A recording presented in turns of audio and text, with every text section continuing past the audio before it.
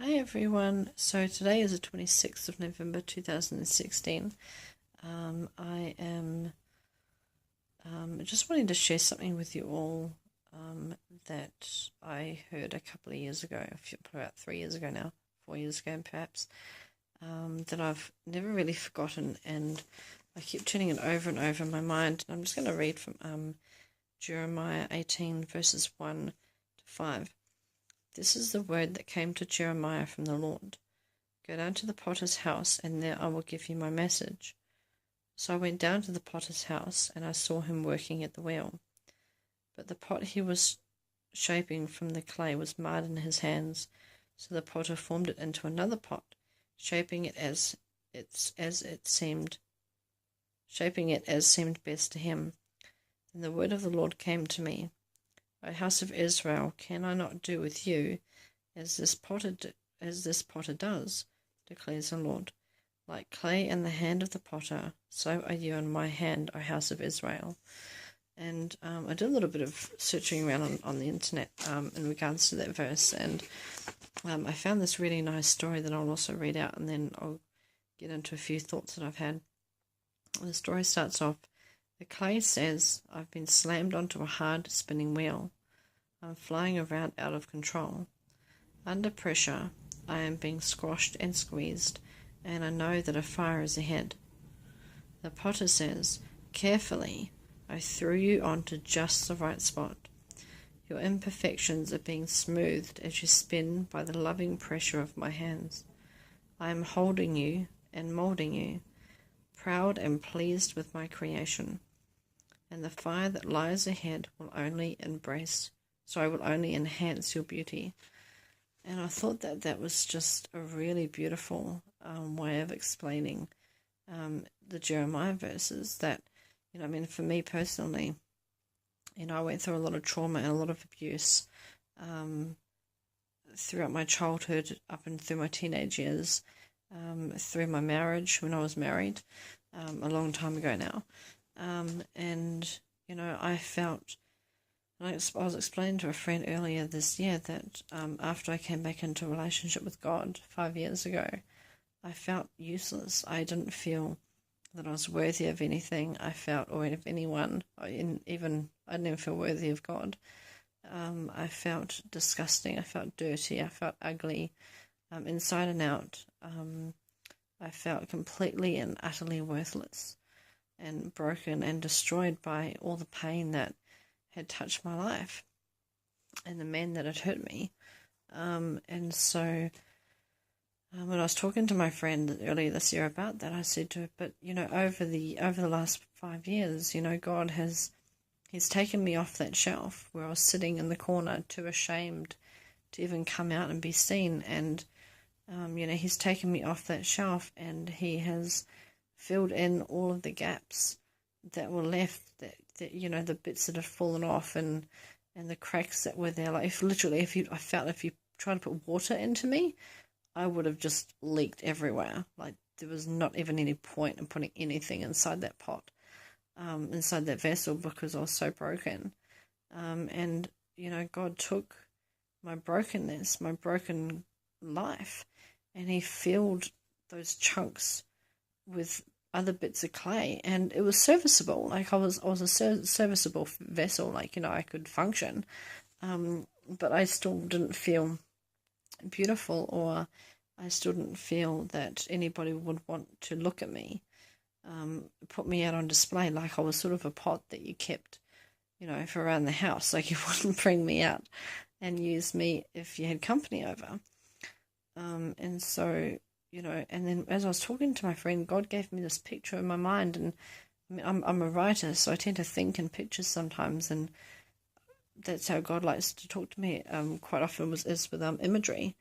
And I had this picture, he dropped this picture into my mind of this beautiful white vase with blue pictures and blue designs and things on it. And if you looked really, really closely, you could see where the cracks had been before were actually filled with gold, and the gold filling, or the gold stuff that was holding this pot together, this vase together, were so fine that you could only see them when you looked really closely. And I realized then that that gold was God, and He was the one who had put me back together again with Himself, and it was because of Him holding me together. That's what made me beautiful. And I realized that I was someone that was being put out on display for everyone to see, and people were admiring me. Now, it's not about, having an ego or, pumping up my self-esteem. It's more about a feeling of worthiness. I felt worthy again, and it was quite an amazing moment for me that God took the brokenness of my life and the brokenness of my heart, and He's put me back together again using Himself, using His love and His hands, and goodness knows a lot of patience, because there were times I actually fought Him, that I didn't want to be put back together again sometimes, because the anger that I'd felt for so many years, that was my glue. That was the glue that held me together, and and now that's God, and it's just amazing that He can take a life that was just a pile of ashes, and He's made something beautiful out of that. And I just want to encourage everyone out there who listens that, no matter what it is that you've been through, God's so much bigger. He can take your feelings of being unworthy, your feelings of being, just useless or broken or sad or destroyed or anything negative, and He can turn that around. And even more than that, the reason why, I think some of the reason why I come on here and share these stories and share my thoughts is, part of it's to encourage people out there. It's also to prove to you, to the world, that, if God can heal me, if God can heal my life, He can do it for anyone. What makes me so special? I'm just some girl in Australia, and my name's Amanda. There's nothing exceptional about me, apart from the fact I'm a daughter of the King. But you know what I mean? Like, we're all the same. We're all equal. He loves us all the same. He doesn't love me any more than He loves you. And He doesn't love you any more than He loves me. He loves us all the same. And so if He can do this for me, He can do this for anybody. And He can do this for you. And my friend, all you have to do is let Him. And He can blow your mind. He really can. Just whatever expectations you may or may not have are like nothing compared to what He can do and what He will do if you let Him. And it's just about letting God mold us and shape us. And I think my biggest issue was getting out of His way and just getting out of my own way and just letting Him in and letting Him do that. And He does this for His glory. He wants to set His treasure into broken clay vessels, and His treasure is His Son. It's Jesus Christ. And He comes to live within us when we accept Him as our Savior. And I just want you guys to know that no one is beyond hope, and no one is beyond being saved, and no one is truly lost, because God knows exactly where you're at, and He will meet you there. But don't expect Him to leave you the same, because He sees what we can't, and He wants so much more than that for us.